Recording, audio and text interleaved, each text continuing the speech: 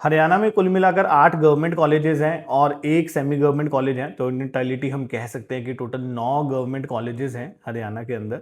और इस वीडियो में मैं सिर्फ आपके साथ उसकी कट ऑफ डिस्कस करूंगा और कुछ एक दो केसेस जो मुझे लगता है कि बच्चों ने मिस्टेक करी थी ड्यूरिंग द चॉइस फिलिंग, जिसकी वजह से या तो वो अपने जो चाहते थे कोर्स को वो नहीं ले पाए या उनको कॉलेज बहुत ज़्यादा दूर मिला।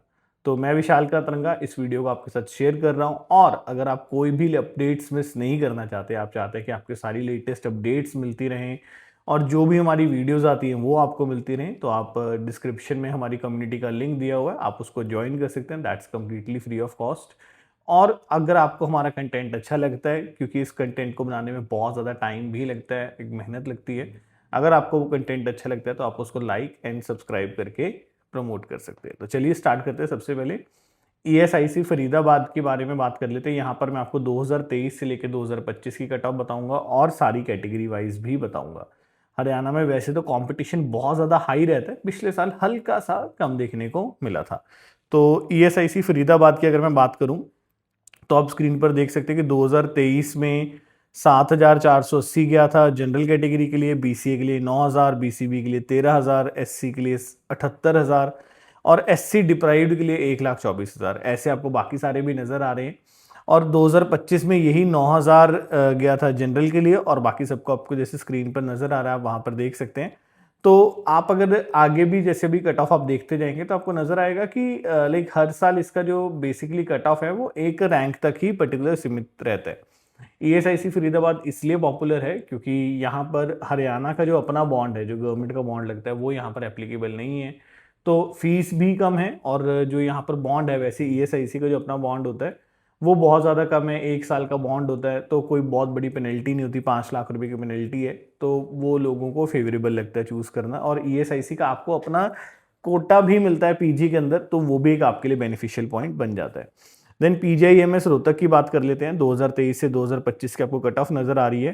तो 2025 की अगर मैं बात करूँ तो 8821 गई थी इसकी कट ऑफ, 13,317 बीसीए में गई थी, 9,684 बीसीबी में गई थी, एससी में 59,417 गई थी, एससी डिप्राइव्ड में 1,13,024।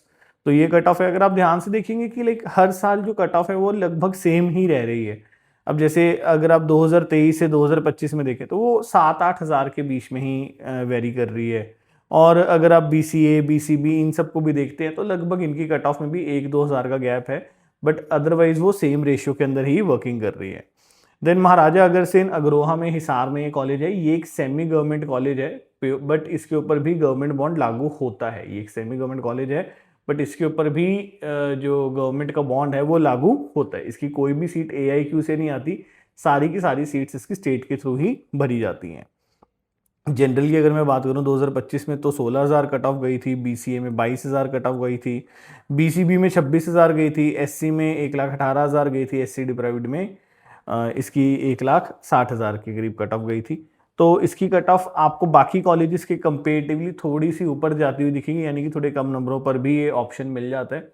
रीज़न क्या है कि इसकी फीस गवर्नमेंट से थोड़ी सी ज़्यादा है, बट कहीं ना कहीं अगर आप उसको कैलकुलेट करते हैं तो जो आपकी पेनल्टी अमाउंट होती है यहाँ पर, तो पेनल्टी अमाउंट में से वो माइनस होता है, यानी कि जो भी आप ट्यूशन फीस पे करते हैं, जैसे यहाँ पर जो इनकी पेनल्टी अमाउंट है वो लगभग 25 लाख रुपए की है, तो वो जो भी आपकी पेनल्टी अमाउंट होगी वो आपकी इस फीस में से, जो भी आपने कॉलेज फीस पे करी है वो वहाँ से माइनस हो जाएगी, तो ऑटोमेटिकली यहाँ से जो बच्चे पढ़ते हैं उनका पेनल्टी का जो अमाउंट होता है वो भी कम हो जाता है। देन कल्पना चावला एक बहुत ही फेमस कॉलेज करनाल में, तो मेरे को लगता है कि भी पीजीआई के बाद लोगों का एक बहुत ही फेवरेट ऑप्शन करनाल भी रहता है, क्योंकि अप्रोचेबिलिटी आसान है, सिटी अच्छी है और बहुत सारे लोगों को ये कन्वीनियंट भी लगता है। और कॉलेज एक्चुअल में बना भी बहुत बढ़िया हुआ है, यहाँ पर आपको आगे जो फर्दर स्टडीज़ करनी है उसकी कोचिंग वगैरह चीज़ें भी इजीली मिल जाती हैं। तो हम यहाँ पर देखते हैं कि 2025 में वही 11,505 की कट ऑफ गई थी, बीसीए में 15,000 की कट ऑफ गई थी, बीसीबी में 14,000 की, एससी में 93,000 की और एससी डिप्राइव्ड में 1,03,000 की। आप यहाँ पे देखिए, लाइक अगर जनरल की में 2023 से 2025 की कट ऑफ देखते हैं हम यहाँ पे, तो वही कट ऑफ 10,000 से 11,000 के बीच में वेरी कर रही है। बीसीबी भी लगभग आप देखिए कि 21,000 गया था, बट उसके बाद 15-18,000 के बीच में वेरी कर रहा है। जो बीसीबी है वो 14 और 16 के बीच में वेरी कर रहा है। जो एससी है वो 77 और 93 के बीच में वेरी कर रहा है। तो लगभग आप समझिए कि हर साल जो कट ऑफ है वो वही रहती है। जनरल के अंदर हल्का फुल्का गैप 1-2 हज़ार तक का आप देख सकते हैं। Then BPS only for girls college है, वुमेन कॉलेज है। तो जनरल में अगर हम इस साल कट ऑफ देखें तो 15,000 की कट ऑफ गई थी, बीसीबी में 19,000 की कट ऑफ गई थी, सॉरी बीसीए में 19,000 की गई थी, बीसीबी में 17,000 की गई है, एससी में 1,11,000, एससी डिप्राइव्ड में 1,37,000 की कट ऑफ गई है। हरियाणा में दोनों कैटेगरीज हैं, मतलब बीसी में भी 2 कैटेगरीज हैं, एससी में भी 2 कैटेगरीज हैं। आपके सर्टिफिकेट पे स्पेसिफिकली मेंशन्ड होता है, जो फैमिली आईडी कार्ड होता है उस पर भी लिखा होता है कि हम किस कैटेगरी को बिलोंग करते हैं। देन शहीद हसन खान मेवात में कॉलेज है। देन इसके अंदर अगर मैं कट ऑफ की बात करूँ 2025 में, तो जनरल की 17,000, बीसीए की 21,000, बीसीबी की 18,000, एससी की 1,08,000, एससी डिप्राइव्ड की 1,42,000।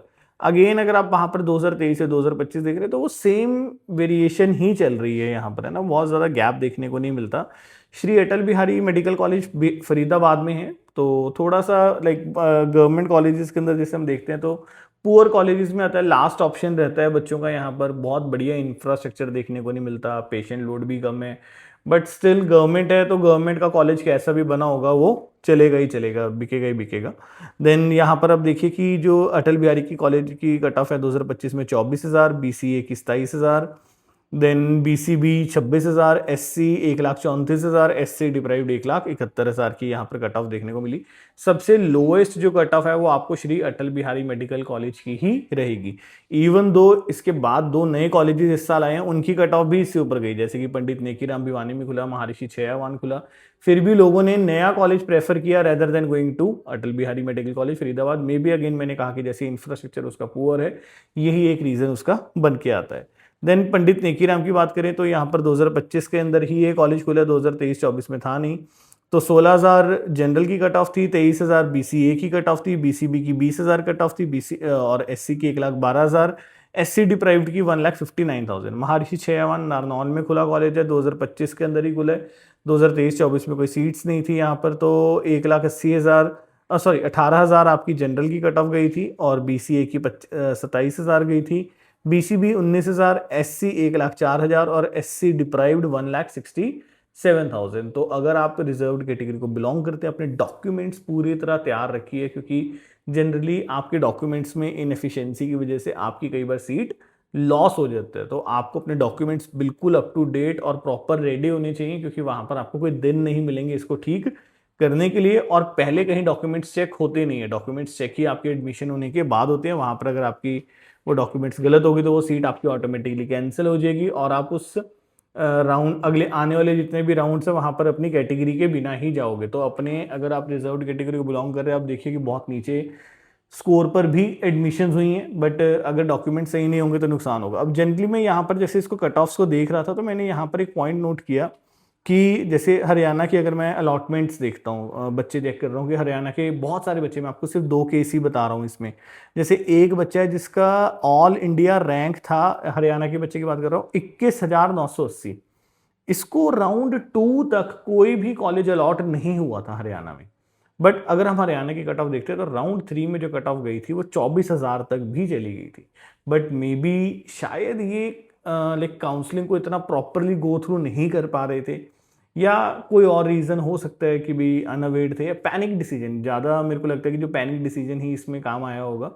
तो पैनिक डिसीजन मेकिंग के अंदर हम यहाँ पर जब इसको ऑल इंडिया में जाकर देखते हैं, 21,980 रैंक वाला बच्चा जिसका 533 का स्कोर था, नाम हम यहाँ पर डिस्कस नहीं करेंगे, तो उस बच्चे को जो कॉलेज मिला है वो बीडीएस का कॉलेज अलॉट हो गया। नायर मेडिकल डेंटल कॉलेज है मुंबई में, वो हुआ। तो मेरे को लग रहा है कि अगर ये बच्चे ने बीडीएस ही लेना था, मतलब अगर किसी बिल्कुल लास्ट ऑप्शन एक बीडीएस का लेकर चल रहा था कि यार एमबीबीएस नहीं होगी तो बीडीएस ले लूंगा, तो इसको इतनी दूर जाने की जरूरत नहीं थी। इसको मेरे ख्याल से जो कॉलेज है वो पीजे रोहतक ले लेना चाहिए था। पीजे रोहतक तो 50,000 रैंक तक भी मिला हुआ, तो इसको इतनी दूर जाने की क्या जरूरत थी। तो यहाँ पर देखिए कि मेरे को लगता है कि ये एक गलत डिसीजन है ना, ये बच्चे का नुकसान हुआ यहाँ पर। उसके बाद मैं यहाँ पर एक और बच्चे को चेक कर रहा था जिसका यहाँ पर रैंक है 22,113। उस बच्चे को जो कॉलेज अलॉट हुआ था, वो बच्चे को पहले तो चिकाबल्लापुर कर्नाटका में कॉलेज अलॉट हुआ, देन उसको सिद्दीपेट तेलंगाना में कॉलेज अलॉट हो गया। अगर वो बच्चा तेलंगाना में कॉलेज ना लेता राउंड 3 के अंदर, तो वो वीड आउट ना होता और उसको राउंड 3 में हरियाणा में कॉलेज मिल जाता। हरियाणा में एटलीस्ट चाहे उसको फरीदाबाद वाला ही कॉलेज मिलता, बट स्टिल अपनी स्टेट में रहता है ना, और बेटर नहीं था, बहुत ज़बरदस्त कॉलेज नहीं रहता, बट जो उसको वहाँ पर मिला वो भी कोई बहुत ज़बरदस्त कॉलेज नहीं है। तो फूड, लैंग्वेज, हर चीज़ का उसको बेनिफिट मिलता। तो कहीं ना कहीं ये एक पुअर चॉइस फीलिंग कहूँगा या पैनिक डिसीजन मेकिंग कहूँगा, पुअर चॉइस फीलिंग नहीं, पैनिक डिसीजन मेकिंग है, तो वो हमें अवॉइड करनी चाहिए। और अगर आपको लगता है कि आप को कोई गाइडेंस चाहिए तो आप हमारे साथ मिल भी सकते हैं। हमारा ऑफिस दिल्ली, चंडीगढ़, जलंधर इन सब लोकेशंस पर अवेलेबल है। Thank you so much for watching the video.